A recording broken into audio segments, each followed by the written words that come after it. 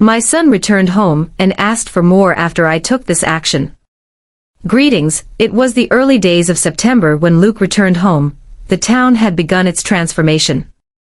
The fringes of summer giving way to autumn, as the air turned brisk in the mornings, and the leaves on the mountain slopes shifted to a golden hue. The whisper of the wind weaving through the trees surrounding our quaint abode had a remarkable ability to magnify the stillness within. I had been dwelling in this silence for years. Ever since my husband left this world. Solitude had woven itself into the fabric of my being, yet now Luke had returned, bringing with him a silence that resonated in an entirely new way. Upon first laying eyes on him in the doorway, I found myself momentarily halted. He remained my son, yet the child who had once brought effortless joy into our home had vanished. Before me stood a man, tall and broad-shouldered, bearing the marks of a life well lived. His face bore the burden of his absence, his eyes now darker, more profound than ever. A scar extended across his temple, fading into his short, sandy hair. His left leg stiffened as he walked, a limp he neither concealed nor acknowledged. A chasm lay between us now.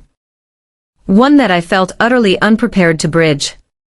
I observed it in the manner of his movements, intentional and cautious, as though everything surrounding him was delicate. He said very little, providing only the essentials when prompted. At times, I would find him gazing out the window, his eyes lost in thought. As if the mountains beyond the town were drawing him into memories he wasn't prepared to reveal. I did not push him. I had the desire, yet I refrained. I was unsure of how to proceed. As time went by, we found ourselves slipping into a certain rhythm. I prepared the meal, and Luke enjoyed it. I tidied up. Luke observed. The house lay in a profound stillness, enveloped by the subtle, familiar sounds of daily existence, the clinking of dishes, the soft creaking of floorboards, the gentle hum of the refrigerator, and Luke's silence. A constant presence that lingered in the atmosphere like a palpable weight. One evening, it began to rain, the sort of gentle, persistent rain that envelopes everything in a sense of calm, weighty stillness. I stood at the counter, chopping vegetables for a simple soup, attempting to divert my thoughts from the suffocating silence that enveloped the house. The steady beat of the knife meeting the cutting board created a calming atmosphere, and for a brief moment, I became completely absorbed in the activity. Suddenly, I sensed his presence behind me.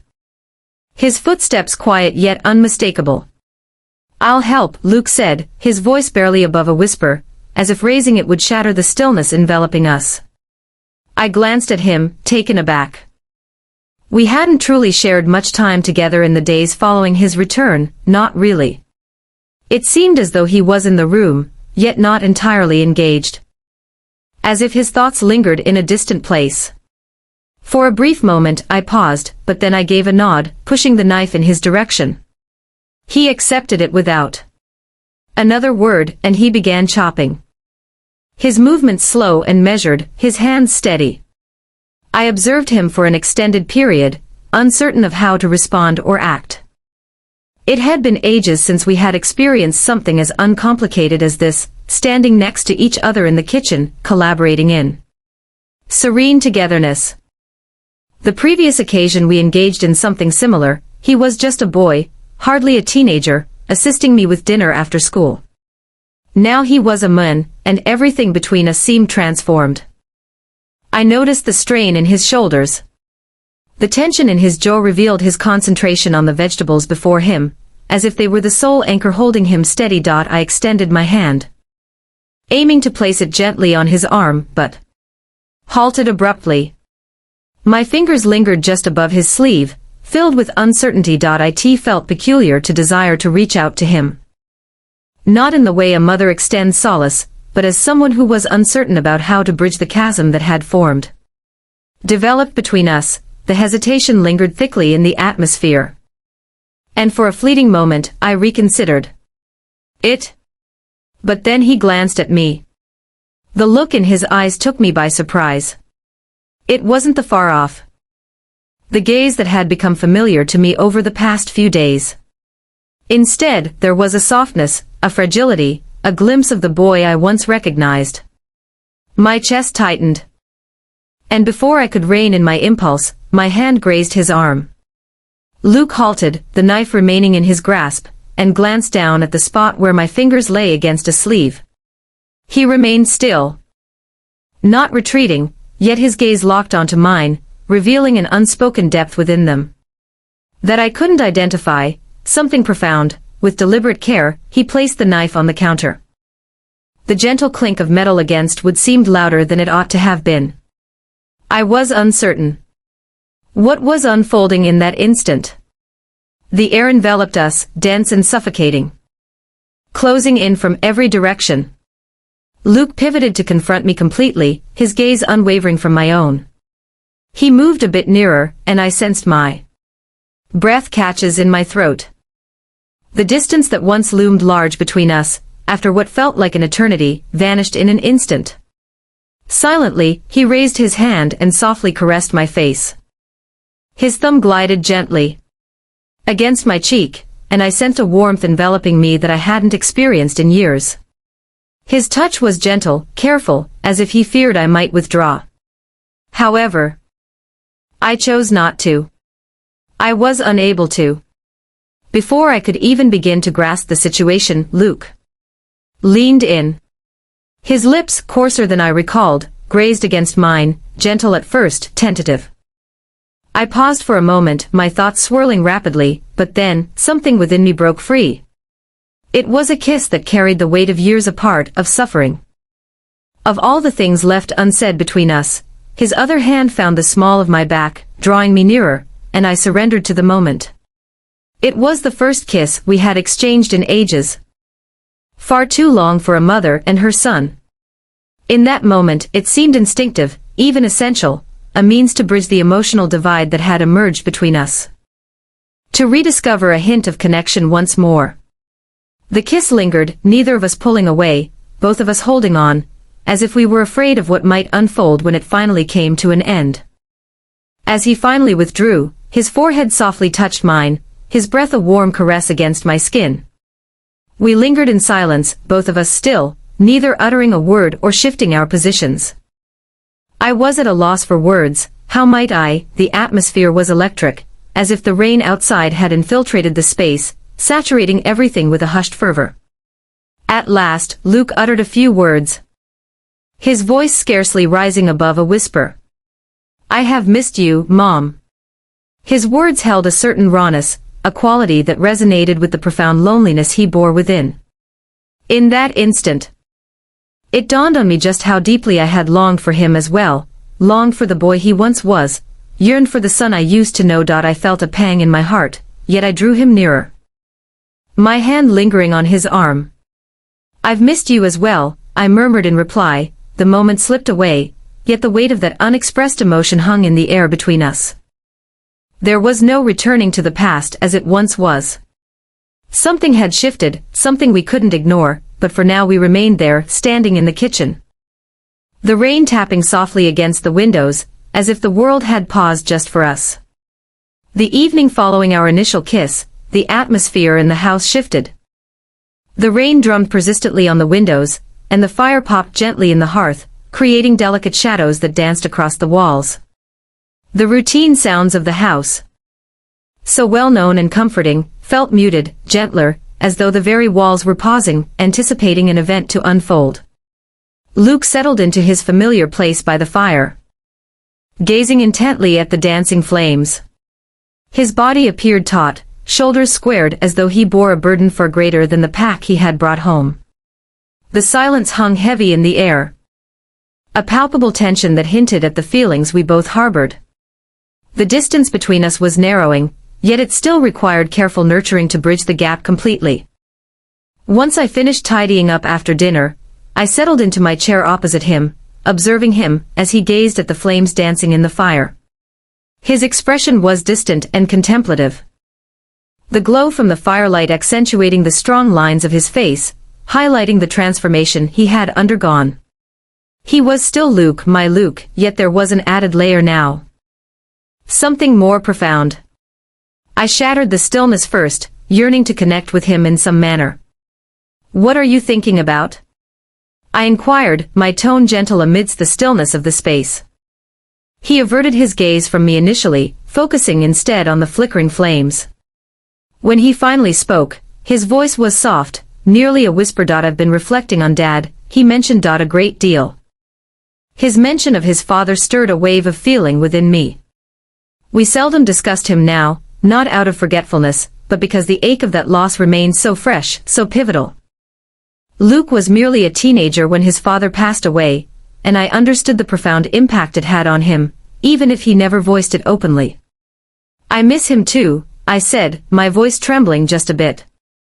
Each day, Luke nodded, his gaze still locked on the fire, yet I could sense the emotion dancing just beneath the surface of his eyes.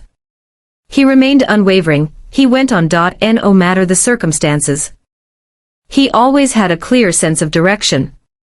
I once believed I could embody that, but now.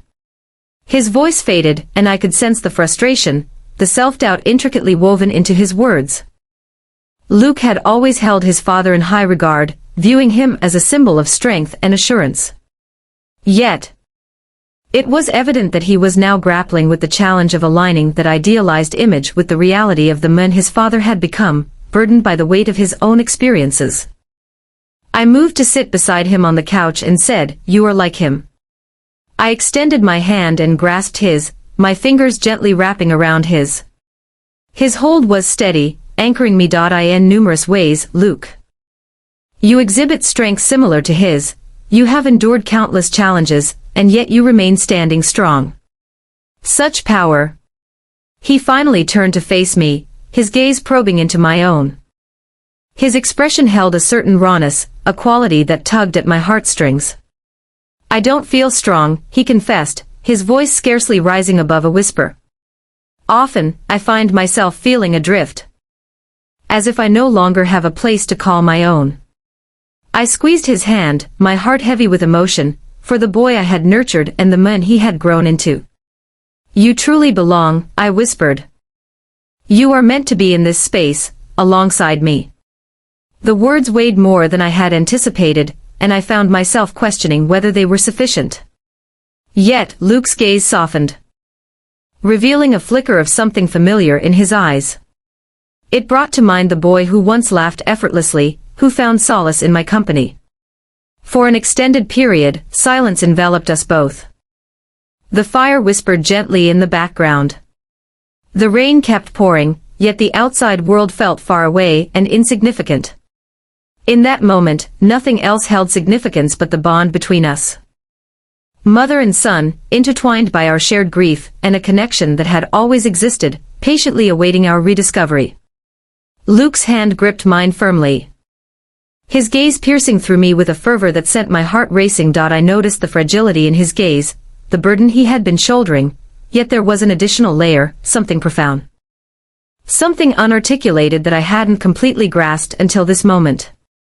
Thank you, he said, his voice heavy with feeling, for being here, for always being here. The earnestness of his words resonated with me, and before I had the chance to reflect, before I could doubt it, I found myself leaning in. My free hand rose to his cheek, gliding softly over the stubble that had emerged since his return. His skin radiated warmth beneath my touch, and his gaze remained locked on mine. Uncertainty lingered within me. Whether it was instinct or something more profound that led my heart, yet in that fleeting moment, my sole desire was to be near him. I leaned in and kissed him, without a moment's pause. It wasn't quite the same as the initial kiss. This time, there was a clear resolve, a steadfast confidence. Luke reacted without hesitation, his hand finding its way to the back of my neck, drawing me nearer. The kiss began gently, almost hesitantly, yet it soon intensified, a surge of feeling flowing between us that took me by surprise. It felt both familiar and completely new. As if we were uncovering something that had always existed, concealed beneath the layers of our relationship. His lips radiated warmth, his touch a delicate balance of gentleness and strength. And I found myself dissolving into him. My hand glided from his cheek to his chest, sensing the rhythmic pulse of his heart beneath my palm. The intimacy we shared was profound. Yet it felt entirely right. We seemed to be on a quest for solace and understanding, navigating through a world that had rendered us both disoriented and untethered. As we slowly separated, our foreheads lingered together, our breaths intertwining in the delicate space that remained between us. Luke's eyes were half closed, his expression gentle.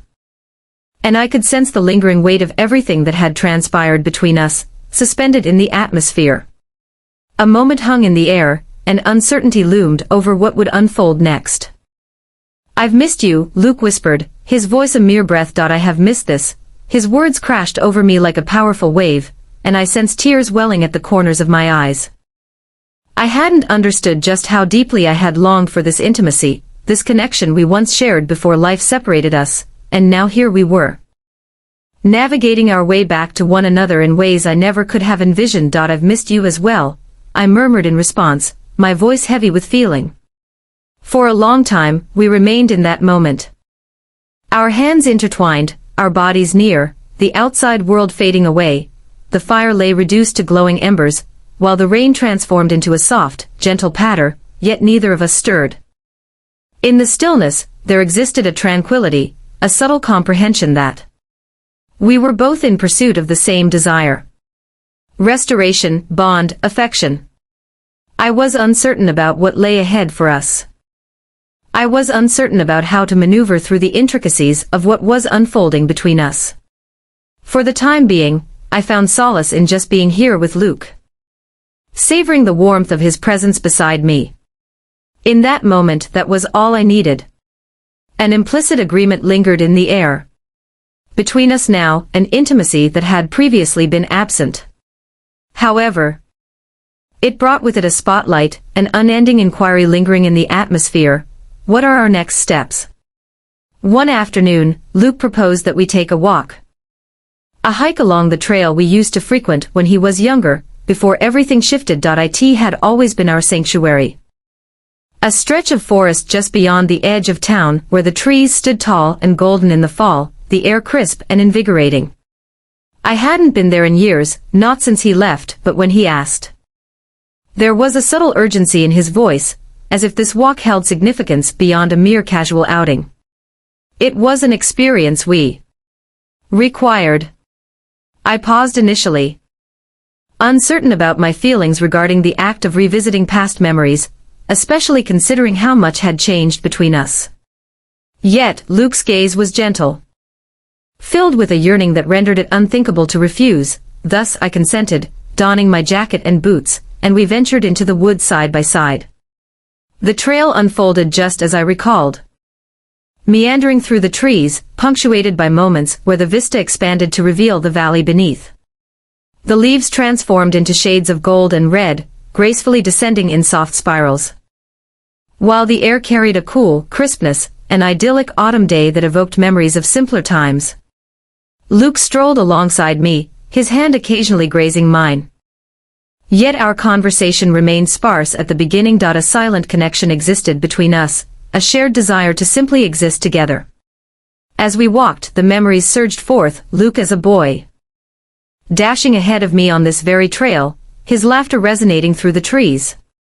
I recalled the times when his father would arrive with us, constantly highlighting the wildlife, or weaving tales about the forest. Those days seemed like a distant memory now, almost as if they belonged to another life, and yet here we were, traversing the same path but transformed into different individuals. We arrived at a quaint clearing, a spot where we had always paused to catch our breath. The view from this vantage point was nothing short of stunning, with the valley sprawling beneath us, and the mountains looming majestically in the distance. The sky unfolded in a delicate shade of blue, brushed with wisps of clouds, while the sun bathed the world in a gentle, golden glow. Luke leaned down and gently picked a delicate wildflower from the earth, extending it toward me with a bashful grin. "It matches your sweater," he said softly, his voice carrying a playful affection that felt like a warm breeze from the past. I chuckled, accepting the flower from him, yet the gesture held a deeper intimacy than I had anticipated. It was a simple act, yet it carried an unspoken weight that quickened my pulse. I slipped the flower into the pocket of my jacket, and as I glanced up, I found Luke's eyes on me, his gaze resting on my face in a manner that made me feel both acknowledged and exposed. "Thank you," I murmured, my voice trembling just a bit. He smiled, a gentle, almost nostalgic expression that caused my heart to flutter. For a brief instant, we remained still, the surroundings dissolving into obscurity. We stood together in the heart of the woods, surrounded by the fragrant scent of pine and the soft, distant melody of birdsong. A profound silence enveloped us, a tranquility that resonated more deeply than any spoken language ever could. Luke was the one to shatter the stillness first. "I've been reflecting quite a bit recently," he remarked, his tone subdued, nearly uncertain. "About everything. What can you tell me about us?" I felt my heart skip a beat, a nervous flutter rising in my chest. I found myself uncertain about whether I was prepared to engage in this discussion. I found myself at a loss for words, however. Luke's demeanor was grave, and I understood he wouldn't be letting this slip away. He had something to say, and I was there to hear it. "I understand that things have been unusual since my return," he said, his gaze dropping to the ground for a brief moment before locking onto mine once more. "And I don't want to complicate things for you, Mom. I wish for you to not feel as though it's as if I'm pushing you." I parted my lips to respond, but he raised a hand, halting me. "Allow me to complete my thought," he said softly. I've missed you dearly. And now that I'm finally here, it feels imperative not to squander any more precious moments. I want to be close to you again, in every way." His words lingered in the air, thick with a vulnerability that left me breathless. A lump formed in my throat, emotions swirling together, making it difficult to breathe. I had always known Luke needed me, but hearing him express it so rawly and honestly was overwhelming. "I need you too," I whispered, my voice barely audible. Luke moved in a little closer, his hand extending to softly sweep a stray lock of hair away from my face.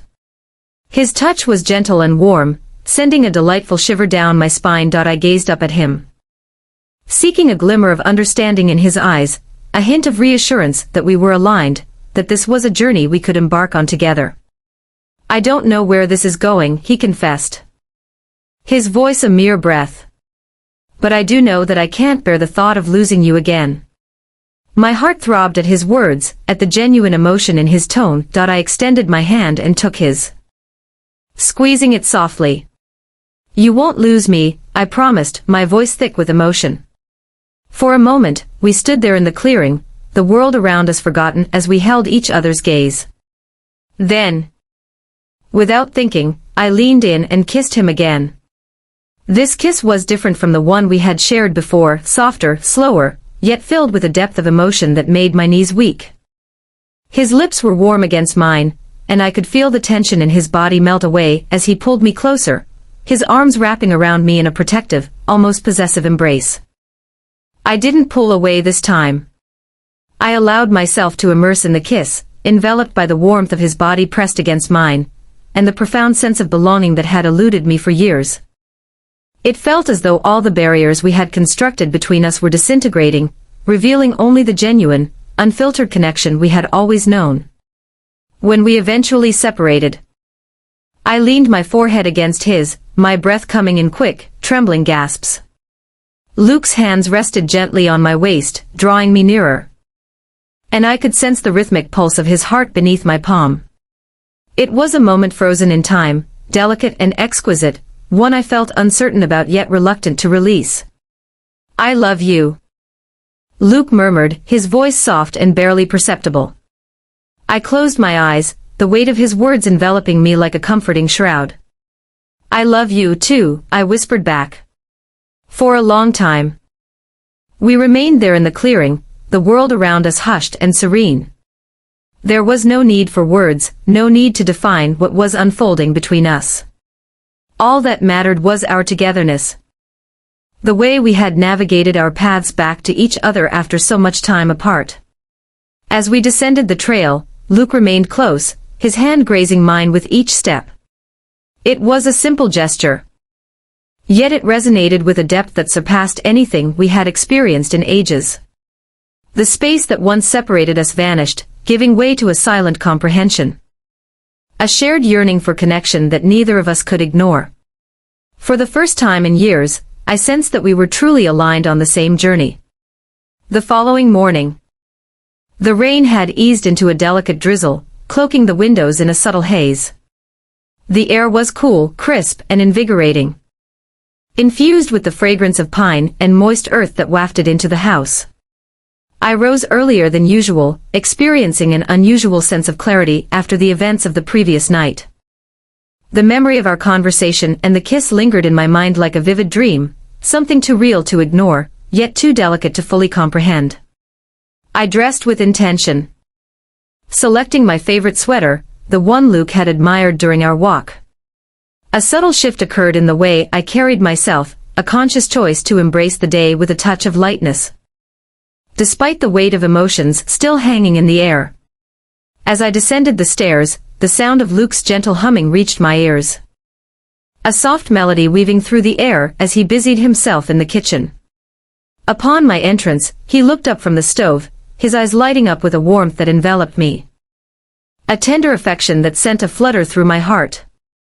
I couldn't help but smile back at him, even with the lingering uncertainty that hung in the atmosphere. "You look beautiful," he said simply, his voice sincere, yet there was a nuance in his tone, a tenderness, a deeper affection that made me pause. "Thank you," I replied, my voice soft as I moved to stand beside him. The kitchen was filled with the comforting aroma of coffee and bacon, the steam rising from the pot on the stove. It felt domestic, peaceful, like a quiet moment of normalcy after the intensity of the night before. As I reached for the coffee pot, Luke's hand brushed against mine, lingering for just a second longer than necessary. There was something deliberate in the way he touched me, something that made my breath catch. I glanced up at him, but before I could speak, he turned away, moving toward the record player in the corner of the room. "Let's put on some music," he said with a small smile, flipping through the records until he found one of the old jazz albums we used to enjoy when he was younger. The familiar melody filled the room, soft and soothing, and for a moment, I let myself get lost in the nostalgia of it. Luke turned back to me, his eyes sparkling with a playful glint. "Dance with me," he said, his voice light and teasing, as he extended his hand. I paused, my heart pounding in my chest. There was something unique about the way he gazed at me, something beyond the innocent affection of a son for his mother. But before I could voice my protest, before I could articulate the confusion swirling within me, Luke enveloped me in his arms, spinning me around the kitchen with a playful twirl. I couldn't help but laugh, the sound bubbling up from deep within, shattering the tension that had been accumulating between us. It was a light, carefree moment, a reminder of the bond we had always shared, of the way we had once been so in sync, so close. But as the music slowed, so did we. Luke's hand on my waist became firmer, his grip more certain. He drew me in closer, until the space between us vanished, and the laughter that had danced on my lips faded, replaced by something profound, something more intense. His other hand glided softly up my arm, his fingers tracing a path that sent shivers racing down my spine. "Luke," I whispered, my voice trembling, uncertain of where this was heading, unsure how to navigate the deepening intimacy between us. Yet, he remained silent, his gaze fixed on me, his eyes probing mine as if seeking an answer, a nod of consent. His breath brushed warmly against my skin, and I could sense the rhythmic pulse of his heart beneath my palm. Time around us appeared to stretch, the gentle notes of the music fading into the periphery as the distance between us vanished. And then, before I could think, before I could question what was happening, Luke leaned in, his lips brushing against mine in a kiss that was tender, yet filled with an unmistakable intensity. It wasn't the same as the kisses we had shared before. This one was slower, more deliberate, as though he was pouring all of his unspoken emotions into it, his gratitude, his love, his longing. I stood still, my thoughts swirling, caught between the urge to retreat and the compelling need to remain, to allow myself to be enveloped by the comfort of his hold. The universe seemed to whirl around me, the distinctions between right and wrong fading with each fleeting moment. I could sense the heaviness of his longing, his urgent desire to cling to me, To grasp something tangible in a world that had left him marked and shattered. Yet, gradually, I withdrew, my breath coming in quick, unsteady gasps as I gazed up at him, my heart racing in my chest. Luke's eyes held an emotion I struggled to identify, something unrefined and exposed, something that both frightened and reassured me. "I can't," I whispered, my voice trembling. "Luke, we can't." He didn't say anything, just stood there, his hands still resting gently on my waist, his eyes searching mine for some kind of understanding. Comprehension. And in that moment, I understood the depth of his reliance on me, not merely as his mother, but as his anchor, his safe place. The boundaries between us had softened in a manner I hadn't foreseen. And though my love for him surpassed everything else, I understood that it was my responsibility to maintain our stability. "We need to discuss this," I said gently, my voice more composed now. "About what's unfolding among us." Luke nodded slowly, his expression softening as he stepped back, granting me the space I needed. Needed. "I know," he said softly, "I'm sorry Mom, I don't know how to handle everything. I've missed you so much, and now that I'm here, I don't want to lose you again." I reached out, placing my hand gently on his arm. "You're not going to lose me, Luke, but I must determine how to proceed in a manner that benefits us both." He nodded once more, his shoulders drooping slightly as the burden of his feelings enveloped him. In his eyes lingered a profound sadness. A subtle acceptance, yet intertwined with a flicker of hope, a hope that we might navigate this journey side by side. "I love you," he murmured, his voice scarcely rising above a whisper. "I love you too," I replied, my heart heavy with the burden of it all, "and we'll be all right. We just need to move forward one step at a time." The rain kept falling outside, gentle and calm, as we lingered in the kitchen. The space separating us served as both solace and a reminder of the tasks that lay ahead. The journey forward promised to be challenging, yet for the first time in ages, I sensed that we might actually have a shot at success. An opportunity to mend, to reunite, to reshape the essence of the mother-son bond. And that, I came to understand, was the most crucial aspect of everything. Farewell.